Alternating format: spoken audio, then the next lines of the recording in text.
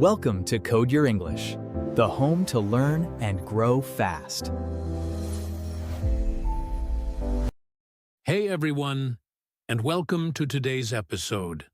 I am so glad you are here, and I mean that genuinely, because what we are going to talk about today is something that has the power to change the way you see your entire life. Let me start with a question. Have you ever looked at someone, a colleague, a neighbor, a classmate, and thought to yourself, why does everything always seem to work out for that person? Why do opportunities always seem to find them, and not me? Maybe you've thought it was luck. Maybe you thought they were born into the right family, or they knew the right people, or the universe simply decided to be kinder to them than to you. I understand that feeling deeply. And here is what I want to tell you right from the very beginning. That feeling is understandable, but it is also, with great respect, incomplete. Because what research, psychology, and the lived experiences of millions of people across the world have shown us is this. Opportunities are rarely random. They are not handed to people by fate. They are not reserved for the lucky, the wealthy, or the naturally gifted. Opportunities are attracted. They are noticed. They are created. And, most importantly, they are the result of how a person thinks, sees, and moves through the world. Today, in this episode, we are going to go on a journey together. We are going to explore the science of how your mind filters reality. We are going to talk about confidence, curiosity, growth, and action. We are going to look at the habits, the mindsets, and the daily choices that either open doors in your life or keep them quietly, invisibly closed. And we are going to do all of this in plain, clear English, because this podcast is for learners like you who are using this language as a tool to grow, to connect, and to reach further in life. So settle in, get comfortable, and let us begin. Understanding what opportunities really are. Before we can attract opportunities, we need to understand what an opportunity actually is, because most people have the wrong picture in their minds. When we hear the word opportunity, we tend to imagine something dramatic. A phone call that changes everything. A meeting with a powerful executive. A lucky break that arrives like a bolt of lightning from a clear sky. We think of opportunity as something big, obvious, and impossible to miss. But here is the truth that most people discover only after years of looking in the wrong direction. Opportunities are almost never like that. They are quiet. They are small. They arrive dressed in ordinary clothes. They look, at first glance, like nothing special at all. An opportunity might be a casual conversation at a coffee shop with someone you have never met before. It might be a book that catches your eye on a shelf. It might be a short online course that takes 10 minutes a day. It might be a moment of silence in a meeting where you finally decide to speak your idea out loud. Think about what you are doing right now, listening to a podcast in English. To some people, this seems like a small thing, just a habit, just background noise during a commute. But consider what it is actually building. Every word you hear is training your ear. Every idea you absorb is expanding your thinking. Every minute you spend here is a quiet investment in your future self. 6 months from now, you might walk into a conversation with a native English speaker and feel genuinely confident. A year from now, that confidence might help you get a position you never would have applied for before.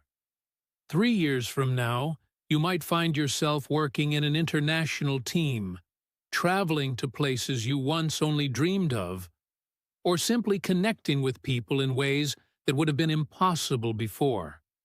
That is the nature of opportunity. It compounds, it grows, it multiplies, but only if you recognize it when it arrives, in its small, unassuming, everyday form. Opportunities are not waiting to announce themselves. They are waiting to be recognized. So the first shift we need to make is this: stop waiting for the lightning bolt. Start paying attention to the small sparks. How your mind filters information. Now let us talk about something fascinating, something that is happening inside your brain right now, in this very moment, as you listen to these words. Your brain is receiving approximately 11 million pieces of information every single second. 11 million. The temperature of the air on your skin, the sounds in your environment, the subtle tensions in your muscles, the light touching your eyes, the thoughts passing through your mind, memories, emotions, sensations. Of those 11 million pieces of information, your conscious mind, the thinking, aware part of you, can process roughly 40 to 50 of them. That is it, 40 or 50 out of 11 million. So what decides which 40 pieces make it through? What decides what you notice, what you experience, what becomes real to you? The answer is a small but extraordinarily powerful part of the brain called the reticular activating system, or the RAS. Think of it as your brain's personal filter. Its job is to decide what is important enough to bring to your attention, and what to quietly discard. And here is the critical part. The RAS takes its instructions from you. It filters reality based on what you focus on, what you believe, what you expect, and what you tell yourself matters. Here is a classic example. Have you ever decided you want to buy a particular car? Let us say, a red car. Perhaps you have been thinking about it for weeks, and then, suddenly, the moment you make that decision, you start seeing red cars everywhere, on every street, in every car park, in every advertisement. They seem to have multiplied overnight, but of course, they did not multiply. The red cars were always there. You were always driving past them. You simply were not noticing them before. The moment your brain decided the red car was important, the RAS started highlighting it in your perception. It became visible to you, not because it was new, but because you had told your brain to care about it. Now apply this exact same principle to opportunities. If you walk through life telling yourself that opportunities never come your way, that the world is unfair, that luck never finds you, that success is for other people, then your RAS will faithfully filter out anything that contradicts that belief. It will show you evidence of scarcity. It will highlight problems. It will make the world look exactly as bleak as you expect it to be. But if you begin to shift your focus, if you begin to genuinely believe that possibilities exist around you, that connections matter, that small actions lead somewhere, then your RAS will begin doing something remarkable. It will start pulling opportunities into your field of awareness. Conversations will seem more interesting. Ideas will stand out. Patterns will emerge that you never noticed before. The opportunities do not change. The world does not change. What changes is what you are able to see. You do not see the world as it is. You see the world as you are. This is not mysticism. This is neuroscience. And it means that changing your mindset is not just feel-good advice. It is a practical, biological tool for changing your actual experience of reality. The power of positive thinking without ignoring reality. At this point, you might be thinking, this all sounds wonderful in theory, but my life is genuinely difficult. I have real problems, real pressures. I cannot just think positively and expect everything to change. And you are right. You are completely right. There is a version of positive thinking that is shallow, dishonest, and ultimately harmful. It is the kind that says, just smile, just be grateful, just believe, and everything will work out. It is the kind that asks you to pretend your struggles do not exist, to paste a smile over genuine pain, to perform happiness instead of building it. That kind of thinking does not help anyone. In fact, research has shown that people who only fantasize about positive outcomes without acknowledging obstacles are actually less likely to achieve their goals than people who think realistically. So what we are talking about today is something different. We are talking about what psychologists call realistic optimism. And it is a profound distinction. A realistic optimist does not pretend that challenges are not real. They acknowledge the difficulty. They see the obstacle clearly. But then they ask a different question. Instead of, why is this happening to me? They ask, what can I do about this? Instead of, this is impossible, they ask, what is the first small step I can take? The key difference between a person who finds opportunities and a person who does not is rarely intelligence or talent. It is almost always this: the ability to believe that a solution exists before you can see it. Let us go back to our example of two people who lose their jobs. Same situation, same difficulty, same painful starting point. The first person says, "This always happens to me. The market is terrible. I do not have the right qualifications. Nothing is going to work." And so they wait. They worry. They scroll through their phone, feeling hopeless. Weeks pass. Months pass. They are still in the same place. The second person says, "This is hard. I am scared. But I have gotten through hard things before, and I will get through this too. What do I need to learn? Who do I need to speak to? What can I do today, even something small, that moves me forward?" And so they act. They take a free course. They send 3 emails. They update their profile. They have one conversation, and then another. And slowly, something opens up. The difference is not luck. The difference is orientation. One mind is oriented toward the wall. The other is oriented toward the door. Optimism is not the denial of hardship. It is the refusal to let hardship be the final word. And here is something worth holding. Optimistic people do not just feel better. They take more actions. More actions mean more chances. More chances mean more opportunities discovered. It is a cycle, and you get to choose which cycle you are in. Building confidence to take opportunities.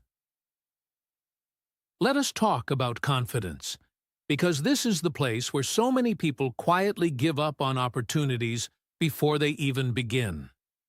There is a profound misunderstanding about what confidence is and where it comes from. Many people believe confidence is a personality trait, something you either have or you do not. They see someone who speaks boldly in a meeting, who introduces themselves easily to strangers, who applies for the difficult job without hesitation. And they think, that person is just naturally confident. I am not like that. I never will be. But this belief is not just wrong. It is the very belief that keeps people stuck. Confidence is not a trait. Confidence is a skill. And like every skill, it is built through practice, not through waiting, not through reading about it, and not through feeling ready first. Here is the counterintuitive truth about confidence. You do not get it before you act. You get it because you act. The action comes first. The confidence follows. Think about the first time you did anything genuinely difficult. Maybe it was the first time you tried to have a conversation in English. Maybe it was the first time you stood up to speak in front of a group of people. Maybe it was the first time you applied for a position that felt slightly out of reach. It was uncomfortable. Of course it was. Your heart was beating faster. Your hands were perhaps shaking slightly. Your mind was generating a list of reasons why this was a terrible idea. And yet, you did it. And afterward, even if it was imperfect, even if it did not go perfectly smoothly, something shifted. Something quietly grew. That shift is confidence. It is tiny at first, almost imperceptible, but it is real. And it is yours. And the next time you face that same kind of challenge, the discomfort is fractionally smaller. The courage required is fractionally less. And so it continues, building on itself, compounding over time, until things that once terrified you become simply ordinary parts of your life.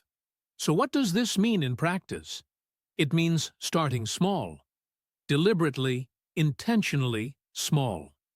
Speak up in the next class or meeting, even if it is just to ask a simple question. Introduce yourself to one new person this week. Send the email you have been drafting in your head for 3 weeks. Sign up for the course that scares you slightly. Raise your hand when you are not completely sure of the answer. None of these things will transform your life overnight, but each one deposits something into your confidence account.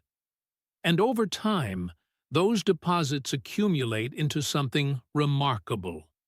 A person who moves through the world with quiet assurance, who sees an opportunity and reaches for it without first waiting to feel worthy of it.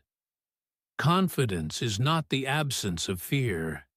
It is the decision that something matters more than the fear. Developing a growth mindset. We need to talk about one of the most important ideas in modern psychology, an idea that has transformed schools, businesses, relationships, and individual lives around the world. It is called the growth mindset. The concept was developed by Dr. Carol Dweck, a professor at Stanford University, through decades of research into why some people succeed and others give up. And what she found was both simple and profound. She discovered that people operate from one of two fundamental beliefs about their own abilities. The first belief is what she called the fixed mindset. A person with a fixed mindset believes that intelligence, talent, and ability are static, that you are born with a certain amount, and that is what you have to work with. If you fail, it means you are not capable. If something is difficult, it means it is beyond you. If someone else is better than you, it confirms that you simply do not have what it takes. The second belief is the growth mindset. A person with a growth mindset believes that their abilities can be developed, that the brain can grow, that skills can be built, that intelligence is not fixed but flexible. Failure is not evidence of inadequacy. It is information. Difficulty is not a stop sign. It is a signal that growth is happening. Someone being better than you is not a threat. It is a model to learn from. Here is the difference in its most powerful form. 3 words that change everything. Fixed mindset says, I cannot do this. Growth mindset says, I cannot do this yet. That single word, yet, is not just motivational language. It is a completely different relationship with reality. It is the belief that the gap between where you are and where you want to be is not a permanent condition. It is a temporary distance that can be crossed with time, effort, and the right approach. Now think about what this means for opportunities. A person with a fixed mindset looks at a challenge and sees a verdict. This is too hard. This confirms what I suspected. I am just not the kind of person who can do this. And so they retreat. They protect themselves from further evidence of their limitations. And in doing so, they walk away from the very experience that would have transformed them. A person with a growth mindset looks at the same challenge and sees raw material. This is difficult. That means I am at my edge, and my edge is exactly where growth happens. They stay with the discomfort. They ask what they can learn. They adjust their approach. They try again. Let us make this tangible with your English learning. Have you ever made a grammar mistake in English and felt a wave of embarrassment? Have you ever struggled to find the right word in a conversation and felt like giving up? Have you ever listened to a native English speaker and wondered if you would ever sound that natural? A fixed mindset says, "This embarrassment is evidence. I am not a language person. I will never be fluent." A growth mindset says, "That mistake just showed me something I did not know. That moment of confusion is my brain building new connections. Every difficult conversation is strengthening my ability." And then, crucially, they keep going. People with a growth mindset do not just survive challenges, they actively seek them out.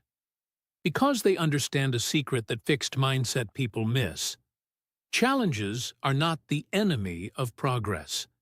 Challenges are the mechanism of progress. Inside every difficulty is an invitation to grow. The question is whether you accept it. The importance of curiosity. Of all the qualities that attract opportunities, one of the most underrated and one of the most joyful is curiosity. Curiosity is the genuine desire to understand, to explore, to ask why and how and what if. It is the impulse that makes you linger on a topic that has nothing to do with your job, your studies, or your immediate goals, simply because something in it sparks a light inside you. And here is what curious people discover that others do not. The world is infinitely more connected than it appears on the surface. Ideas from one field regularly solve problems in a completely different field. Skills you develop for one reason turn out to be invaluable for something else entirely. The book you read for pleasure contains the insight that changes your professional life. The conversation you had without any agenda becomes the connection that opens an unexpected door. Curious people accumulate what you might call a wide net of knowledge and connection. They know a little about many things, and sometimes a great deal about unexpected things. And because of this, when an opportunity appears, when a conversation shifts, when a problem is raised, when a door opens slightly, they have something to offer. They have a perspective, a connection, a piece of knowledge that turns out to be exactly what was needed.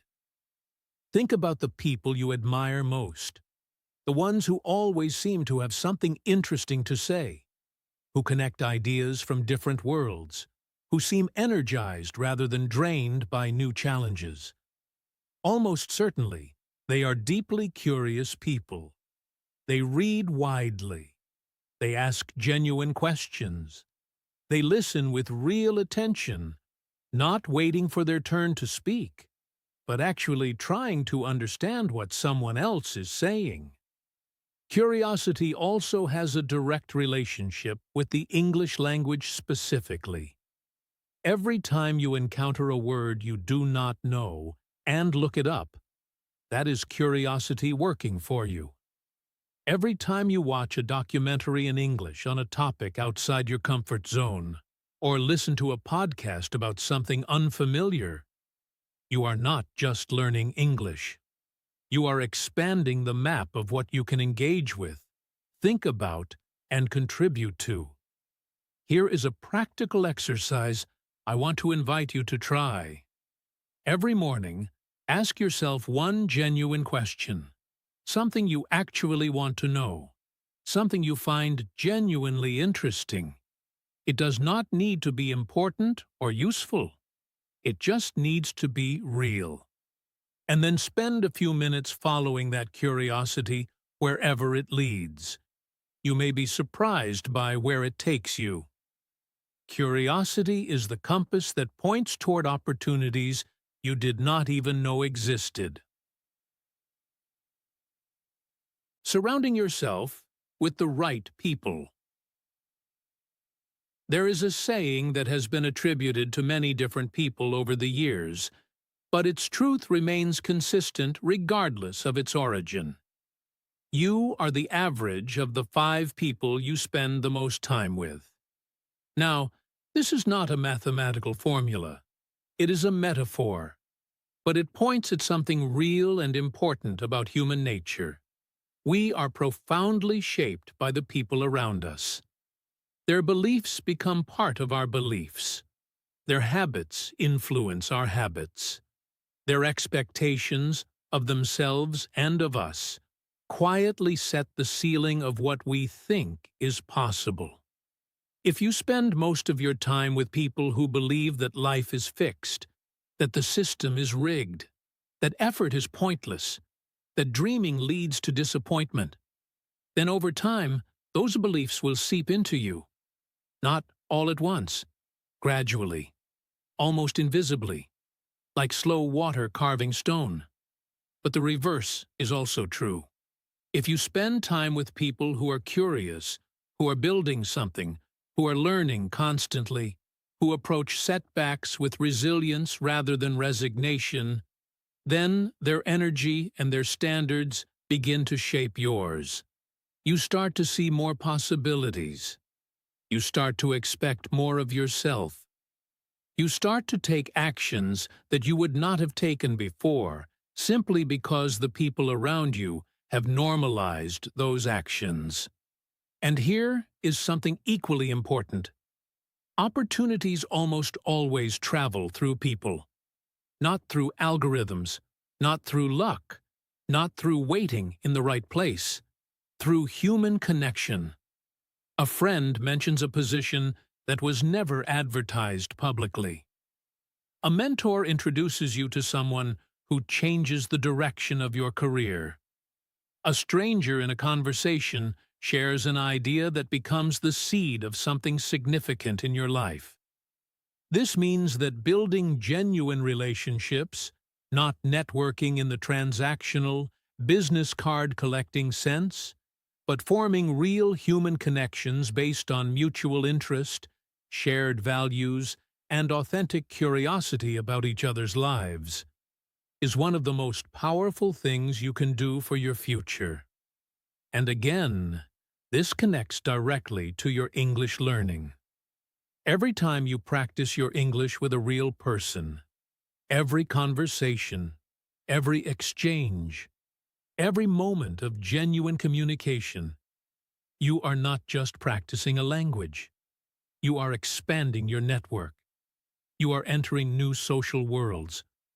You are making yourself visible to people who might one day be exactly the right person at exactly the right moment. Be intentional about who you spend your time with.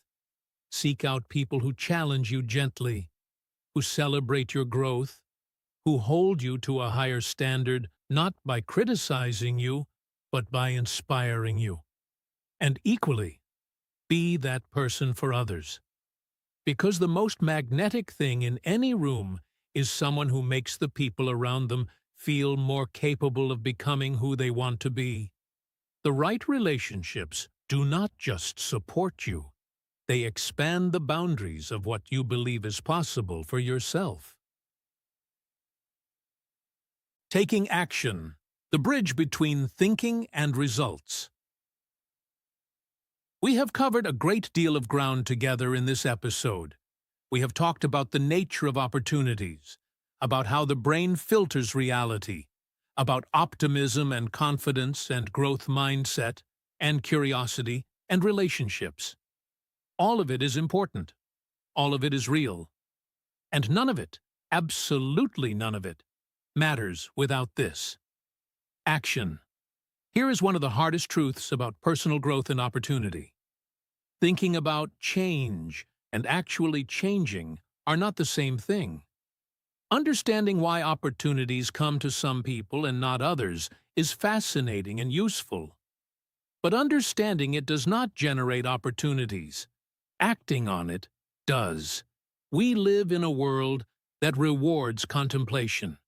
We have more access to information, more frameworks for self-understanding, more psychological models and motivational content than at any point in human history.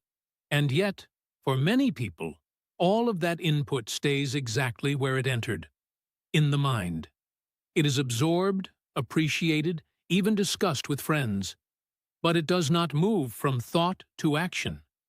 Why? Because action requires something that thinking does not. It requires stepping into uncertainty. When you act, you expose yourself to the possibility of failure, of judgment, of a result that is different from what you hoped. And that is genuinely uncomfortable.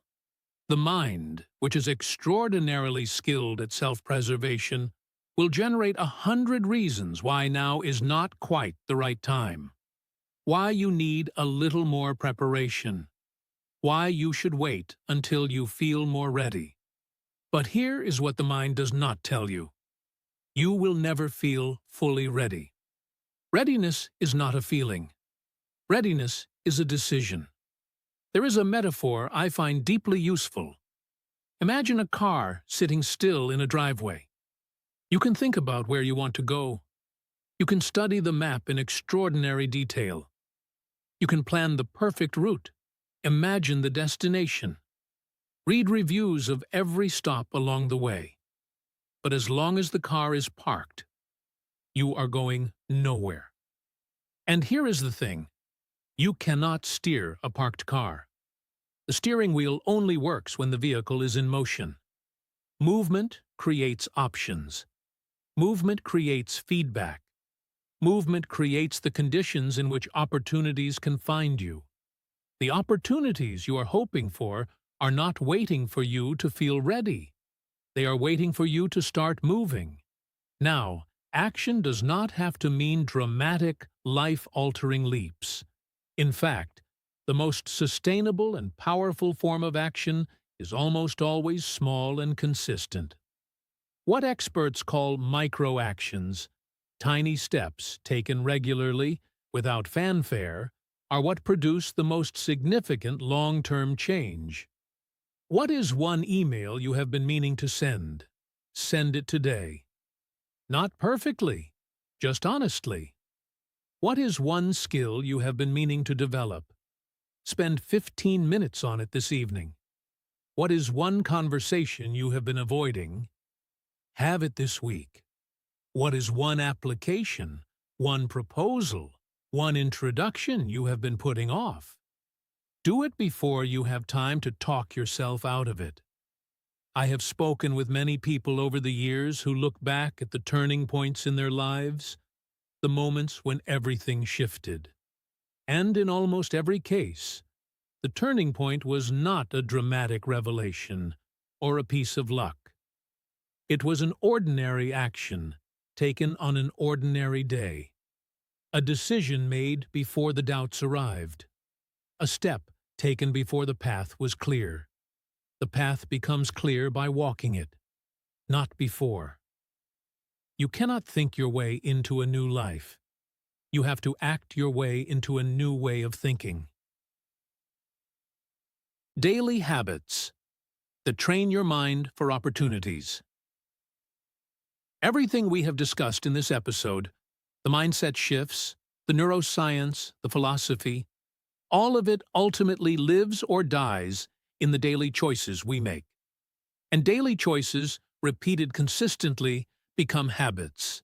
And habits, over time, become character. And character, in the long run, becomes destiny. So let us talk about the specific daily practices that gradually, quietly, and powerfully rewire the mind for opportunity. The first habit is to begin each day with a single clear intention. Not a to-do list, not a schedule, an intention. Ask yourself, what is one meaningful thing I want to do or create today? It might be a professional goal. It might be a personal one. It might simply be to be more present in your conversations.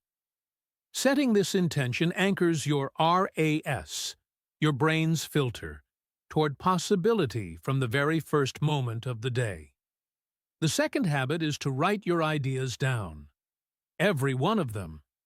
The half-formed ones, the strange ones, the ones that seem obvious or silly.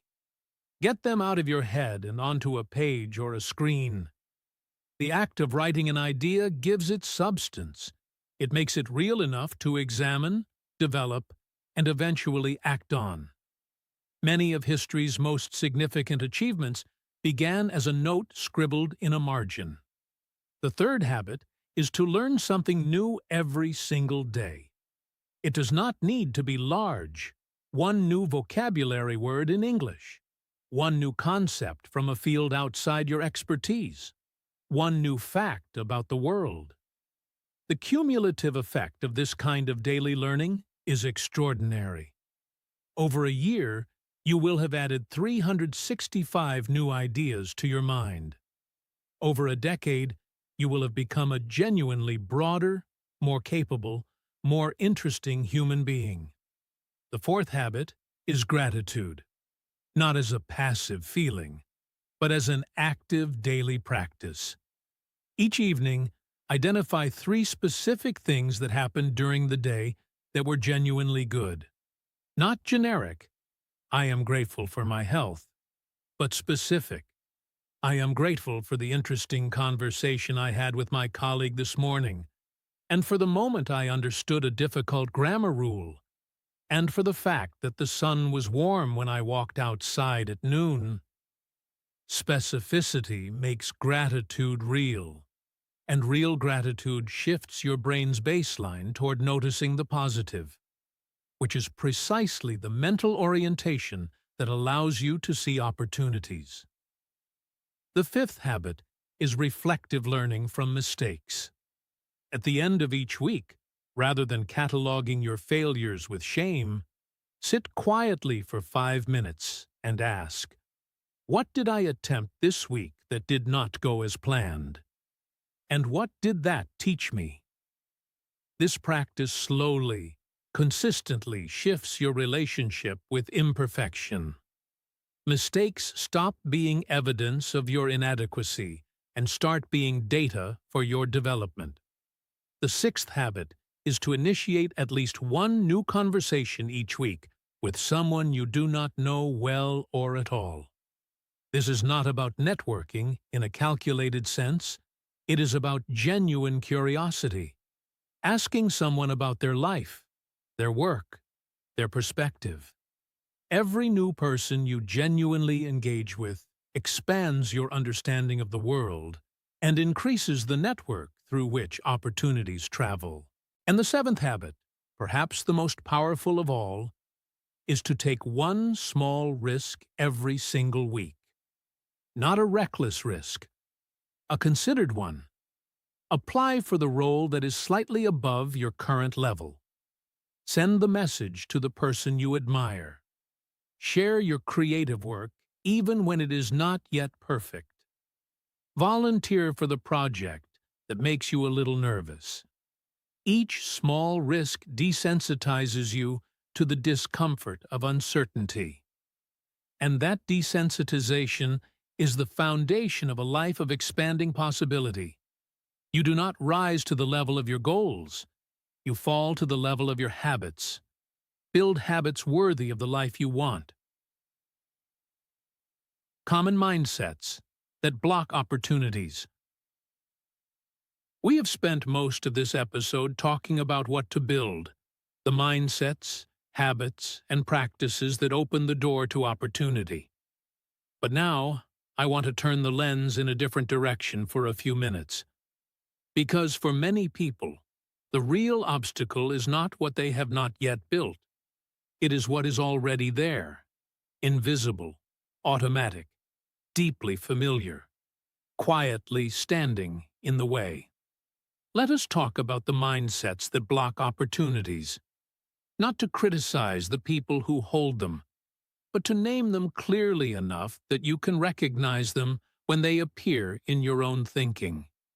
The first is the fear of failure. This is perhaps the most universal obstacle of all. The voice that says, "What if I try and it does not work?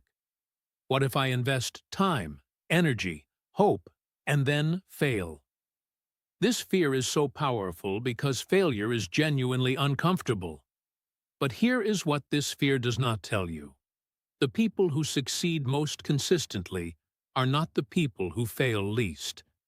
They are the people who fail most and keep going. Every failed attempt is a narrowing of the possibilities for error. Every fall brings you closer to finding your footing. The second is the fear of judgment. What will people think of me if I try and fail publicly?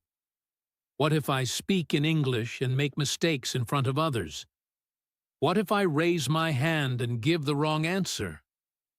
This fear is rooted in something very human, our need for belonging and acceptance. But consider this: the people you most respect are not the ones who never made mistakes publicly. They are the ones who showed up anyway, who were willing to be imperfect in front of others, who valued growth over the appearance of already being grown. The third is negative self-talk, the internal commentary that says, "I am not smart enough. I am not ready. People like me do not achieve things like that." This is perhaps the most insidious obstacle because it feels like truth. It feels like an honest assessment of reality. But almost always, it is not an honest assessment. It is a story shaped by past experiences, by things others said to us, by comparisons we drew with people who seem to have more.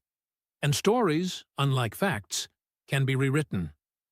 The fourth is the trap of waiting for perfect conditions. I will start when I feel more confident. I will apply when I have more experience. I will reach out when I have something more impressive to show. But perfect conditions never arrive. The moment is never ideal. The courage required is never absent. And the people who act before they feel ready are the ones who create the very conditions, through action, that make further action possible. And the fifth is the belief that success is primarily the result of luck or privilege, and therefore outside your influence. This belief is the most dangerous because it removes agency entirely. Yes, context matters. Yes, circumstances influence outcomes. But within every set of circumstances, there is a range of possible responses. And the people who claim the widest range of their possible choices are the ones who find the most opportunities, regardless of where they started. Notice which of these voices you recognize. Name them, acknowledge them, and then, gently, firmly, choose a different response. The most limiting cage has no walls. It is built entirely from thoughts you have mistaken for truths. Real-life story. The interpreter, who almost said no. I want to tell you a story. It is the kind of story that, on the surface, might seem simple. But I think you will find something in it that speaks to your own life. There was a woman, let us call her Amira, who grew up in a small town where English was not spoken. She was an excellent student, deeply curious, full of ideas and questions. But she grew up being told, implicitly and sometimes explicitly, that the wider world was not really for people like her. That ambition beyond a certain horizon was naive, even dangerous. By her mid-20s, she had a small job in a local office. She worked quietly, spoke little in meetings, and kept her ideas mostly to herself. She had been studying English for years, on her own, through books, through old films, through radio programs she barely understood at first. But she told no one, because she did not feel she was good enough yet to admit it publicly. One afternoon, her manager received a call. An international delegation was visiting the region and needed an emergency interpreter. The official interpreter had cancelled. The manager, in some desperation, announced the situation to the office and asked if anyone could help. Amira felt her heart shift in her chest. She knew she could do this. Her English was not perfect. There were words she would not know, structures she would have to navigate carefully. But she could do it. And yet, for a long, agonizing 30 seconds, she said nothing. The fear of judgment, the fear of failure, the familiar voice saying, "Who do you think you are?" held her in place like a physical weight. And then something happened. She thought about a question she had been carrying with her for years. What would I do if I were not afraid? And slowly, almost without deciding, she raised her hand. The interpretation was imperfect. She made mistakes. There were moments she had to ask for clarification, moments she had to find creative ways to bridge the gap between two languages. But she did it. She carried the conversation. She was present, professional, and genuine. Afterward, one of the visiting delegates approached her. They spoke for 20 minutes. He told her about a program, a fellowship for young professionals from developing regions who wanted to work in international organizations. He had never mentioned it to anyone at the meeting. He mentioned it to her specifically because of the quality of her presence and her willingness to step into something difficult with honesty and grace. She applied. She was accepted. That fellowship took her to 3 countries over 2 years. The network she built during those 2 years led to a career she had never been able to imagine from the small office where she had once kept her ideas to herself. Here is what I want you to take from Amira's story. The opportunity did not come to a perfect interpreter. It came to someone who raised her hand when she was afraid. The 30 seconds she spent deciding were the most important 30 seconds of her professional life. And they were available to her only because she had spent years quietly, privately, with no guarantee of reward, learning, practicing, and believing that her knowledge had value even when no one else could see it yet. The door that changes your life will rarely look like a door. Most often, it looks like a risk. Your version of raising your hand is waiting somewhere in your near future. I hope, when the moment comes, you are ready to lift it. We have covered a great deal of ground in this episode, and I want to bring it all together now, clearly and simply, so that what you take with you is not just a feeling of having listened to something interesting, but a set of real, actionable ideas that you can carry into your actual life. First, opportunities are rarely the dramatic, obvious events we expect them to be. They're small, quiet, and often disguised as ordinary moments. A conversation, a decision, a raised hand. Start looking for the small sparks, not just the lightning bolt. Second, Your mindset determines what your brain allows you to see. Your RAS, your mental filter, is taking instructions from your focus and your beliefs. Train it to look for possibility, and it will begin finding it. Third, realistic optimism. Not blind positivity, but a genuine belief that solutions are possible, is one of the most powerful tools you have. It generates action. Action generates chances. Chances generate results. Fourth, confidence is not a gift. It is a practice. It grows through action, not through waiting. Start small. Start imperfect. Start now. Fifth, a growth mindset, the belief that you can develop, that you are not yet finished becoming who you are capable of being, is the mental framework that turns every challenge into an invitation. Sixth, curiosity is the engine of discovery. Ask questions. Explore widely. Let genuine interest lead you into unexpected places. Because those unexpected places are often where the most meaningful opportunities are hidden.